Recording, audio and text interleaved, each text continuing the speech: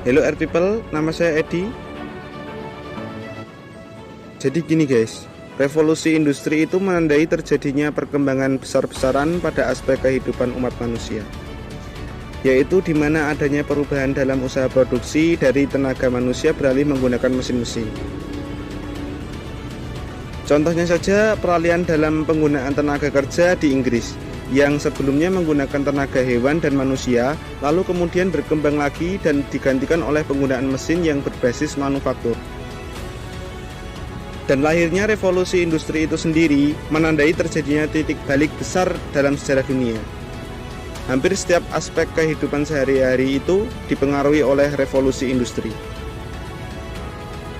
khususnya dalam hal peningkatan pertumbuhan penduduk dan pepadatan rata-rata yang berkelanjutan, dan itu belum pernah terjadi sebelumnya.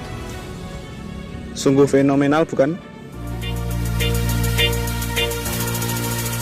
It's been a long 6 years on the line of drifters, integrity fading, crocodile tears. Oh, trust me, darling, trust me, darling. So look me in the eyes, tell me what you see. Langsung saja kita bahas lebih dahulu perkembangan revolusi industri pertama. Revolusi industri yang pertama muncul yaitu pada abad ke-18 yang ditandai oleh penemuan mesin uap yang digunakan untuk proses produksi barang. Selain itu, mesin uap juga digunakan pada bidang transportasi. Transportasi internasional pada masa itu adalah transportasi laut. Dengan mesin uap tersebut, kapal dapat berlayar selama 24 jam penuh jika mesin uap tersebut memiliki bahan bakar kayu atau batu bara yang cukup.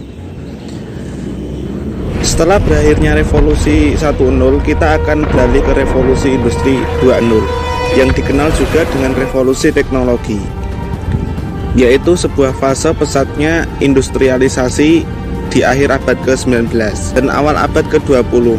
Revolusi ini juga ditandai dengan terciptanya tenaga listrik sebagai sumber utama. Penemuan ini kemudian diikuti dengan kemunculan telepon, mobil, serta pesawat terbang yang mengubah wajah dunia secara signifikan. Lalu selanjutnya dunia sedang bergerak memasuki era digitalisasi guys. Kemunculan teknologi digital dan internet menandai dimulainya revolusi industri 3.0. Dalam tahap inilah berbagai komponen elektronika ditemukan. Lalu tidak lama kemudian bisnis berbasis teknologi pun muncul. Sisi negatifnya pada akhirnya otomatisasi peralatan industri itu dapat dengan mudah menggantikan peranan manusia dalam prosesnya di bidang industri. Tapi perkembangan teknologi digital ini ada sisi positifnya guys, yaitu mempermudah pekerjaan manusia karena hanya dalam hitungan jam banyak produk yang dapat dihasilkan. Tak lama setelah itu, perkembangan teknologi telekomunikasi seluler yang begitu pesat mempercepat proses transformasi menuju revolusi industri 4.0.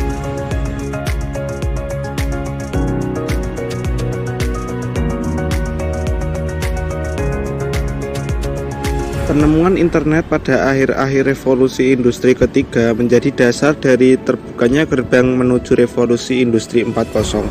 Pada tahap ini teknologi manufaktur sudah masuk pada tren otomatisasi dan pertukaran data. Hal ini mencakup sistem cyber fisik, big data, internet of things, komputer awan, dan lain-lain.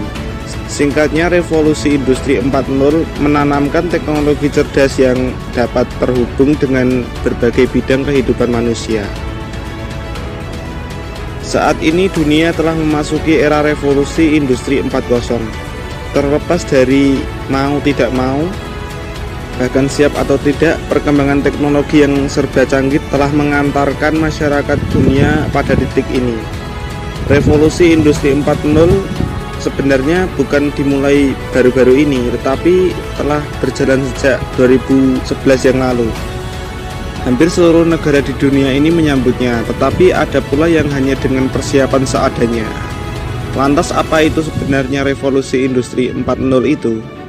Secara singkat, revolusi industri 4.0 ini telah tren utama di dunia industri yang menghubungkan teknologi otomatisasi dengan teknologi cyber.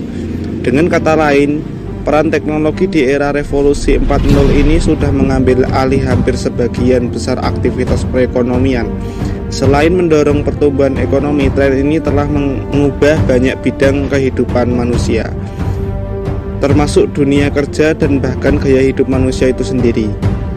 Banyak hal yang tak terpikirkan sebelumnya tiba-tiba muncul dan menjadi inovasi baru, serta membuka lahan bisnis yang sangat besar. Contoh terdekatnya munculnya transportasi dengan sistem ride sharing seperti Gojek dan Grab. Kehadiran revolusi industri 4.0 memang menghadirkan usaha baru, lapangan kerja baru, dan profesi baru yang tak terpikirkan sebelumnya. Meski dianggap mampu memberikan manfaat besar bagi peradaban manusia, namun revolusi industri 4.0 tetap saja memiliki celah yang menjadi kelemahannya, yaitu mempersempit lapangan kerja. Revolusi industri 4.0 mengintegrasikan teknologi otomatisasi, komputer, jaringan, internet untuk meningkatkan produktivitas di bidang industri. Artinya proses produksi dalam industri lebih banyak dijalankan oleh mesin-mesin atau robot yang dinilai lebih produktif dan murah. Contohnya saja dalam industri makanan di Jepang, banyak pengusaha yang menggunakan robot untuk memproduksi sushi dengan berbagai topping. Tak hanya itu, bahkan banyak restoran yang menggunakan robot untuk melayani para pelanggannya. Dengan demikian, tenaga kerja manusia harus bersaing dengan robot, sehingga lapangan kerja untuk tenaga kerja manusia semakin sempit. Yang kedua, hilangnya profesi. Penyebaran data pribadi dalam bentuk digital yang semakin mudah menyebabkan hilangnya privasi, karena penggunaan aplikasi smartphone tak lagi memiliki tempat yang aman untuk menyimpan data pribadinya. Terlepas dari sisi positif maupun negatif, gelombang revolusi industri 4.0 telah terjadi di tengah-tengah masyarakat dunia, sehingga tak mungkin untuk menunda, menolak, atau bahkan menghindarinya. Sebab itu, meningkatkan kualitas diri menjadi penting agar tidak gagap dalam menghadapi revolusi industri 4.0. Terima kasih.